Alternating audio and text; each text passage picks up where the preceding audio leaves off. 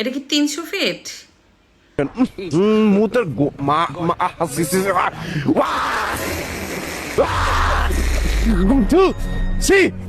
ময়লা fit 300 fit এখন পুরা ময়লা ফিট। এই দেখো অবস্থা, 300 ফিটের অবস্থা দেখো শুধু।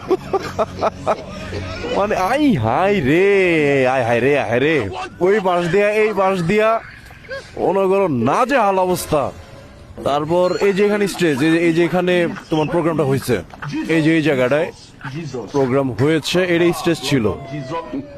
আরে রে মারছে, গুষ্টি মারছে।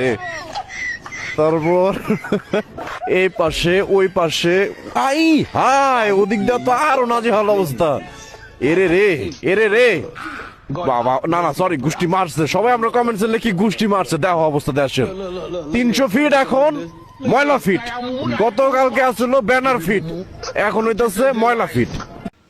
চিন্তা করেন, এটা কি 300 ফিট রোড? বাংলাদেশের সবচেয়ে সুন্দর, সবচেয়ে আধুনিক, সবচেয়ে ব্যয়বহুল রোড হয়েছে 300 ফিট। এই 300 ফিট রোডের কি অবস্থা!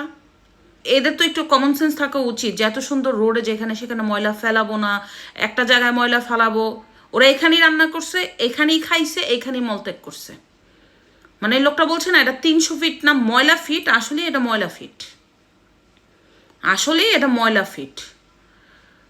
অন্য সব দেশে যদি কোনো মানে এরকম হইতো, রোডটা অন্তত কিছুটা ক্লিন করে যাইতো, বোতল টোতল যেখানে সেখানে রাখতো না। বোতলও ফেলাইছে, খাইছেও, প্রস্রাবও করছে, আবার এই যে লেকটার মধ্যে বাথরুমও করে গেছে। এগুলো কি কোনো মানে কথা?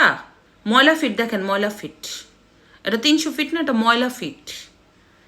বাংলাদেশের সবচাইতে ব্যয়বহুল রোড এখন ময়লা ফিটে পরিণত হয়েছে, শুধুমাত্র একটু অসচেতনতার কারণে। বিএনপির পক্ষ থেকে আগে অ্যানাউন্সমেন্ট করা দরকার ছিল যে ময়লা যেখানে সেখানে ফেলাবেন না, একটা নির্ধারিত স্থান করে দেওয়া দরকার ছিল। এই যে লেকটা, দুই সাইডের যে লেক, দুই সাইডের লেকটা যে ময়লা হলো এবং বিভিন্ন নোংরা পানি আবর্জনা মল দিয়ে ভরে গেল, এবং আশেপাশের জায়গাগুলি এগুলি নোংরা হইল না, বলবে কাকে? বলার মতো কোনো কিছুই নেই। সরকার আছে এখানে? এদেশে কোনো মা বাবা আছে এখন?